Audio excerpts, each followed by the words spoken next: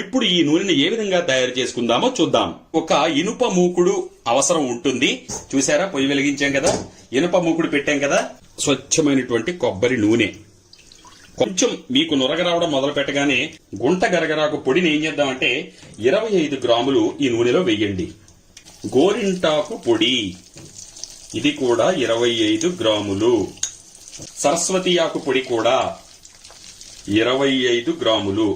ఆహా, మంచి సువాసన వెదజల్లుతూ ఉంది. ఇవన్నీ వాడడం మానేసే అనుకుంటా. ఇంచుమించు జుట్టు రాలడం అనేటువంటి సమస్య ఈ మధ్యన చాలా ఎక్కువైపోయింది. తరువాత ఉసిరి చూర్ణము 25 గ్రాములు. 25 గ్రాములు మీరు కొలత ప్రకారం వేసుకోవలసి ఉంటుంది.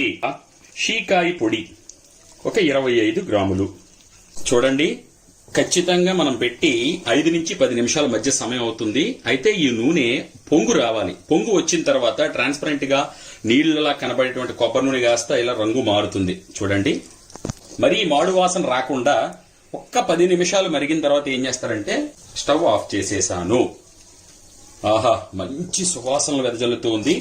మన జుట్టుని రాలిపోకుండా దృఢంగా బలంగా చేసేటువంటి శక్తినిచ్చే మూలికల యొక్క పొడులను అన్నిటినీ చాలా వరకు ఇందులో కలపడం జరిగింది. కనుక మనకి ఈ హెయిర్ ఆయిల్ అంటే హెయిర్ రీగ్రోత్ ఆయిల్, ఒక ఊడిన చోట్ల మళ్లీ జుట్టు వస్తుందా అంటే మీరు తినే పౌష్టిక ఆహారం దాని మీద బేస్ అయి ఉంటుంది. అంతేకాకుండా సాధారణ నూనెలు వాడే కన్నా విష రసాయన పదార్థాలు కలిపిన నూనెలు, ఏం కలిపారో తెలియనటువంటి నూనెలు వాడే కన్నా చక్కగా ఇంట్లో స్త్రీమూర్తులు తయారు చేసి ఉంచితే ఇంట్లో అందరికీ కూడా ఇంటిల్లపాది వాడుకోదగ్గ అద్భుతమైనటువంటి కేశాలకి పట్టించేటువంటి నూనె ఇది. దీనిని బాగా చల్లారనివ్వాలి.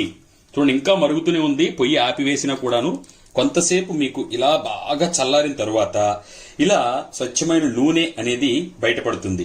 దాన్ని మీకు ఇప్పుడు ప్రస్తుతానికి ఇందులో వేసి చూపిస్తున్నాను గాజు పాత్రలో. దీంతో చుండ్రు, తర్వాత జుట్టు రాలడము, చెట్లు ఉన్నట్టు ఎన్నో సమస్యలకి పరిష్కారంగా ఇది రుచులు చెప్పబడింది. అంతేకాదు, ఇప్పుడు ఖచ్చితంగా చాలా మంది చేసుకోలేని వాళ్ళు ఎవరైతే ఉన్నారో వాళ్ళకి ఈ జుట్టు రాలకుండా నివారించేటువంటి నూనెను కూడా మేము ఇవ్వడం జరుగుతుంది.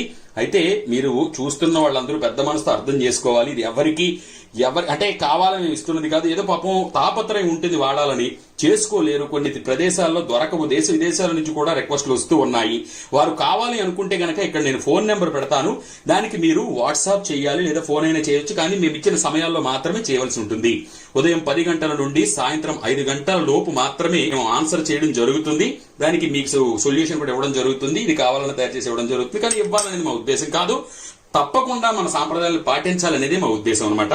కాబట్టి ఇటువంటి ఆసక్తికరమైన వీడియోల కోసం, ఇంకా ఎన్నో ఆరోగ్య సమస్యల పరిష్కారానికి యూట్యూబ్ లో ప్రదీప్ వానపల్లి అనే ఛానల్ ఉంది.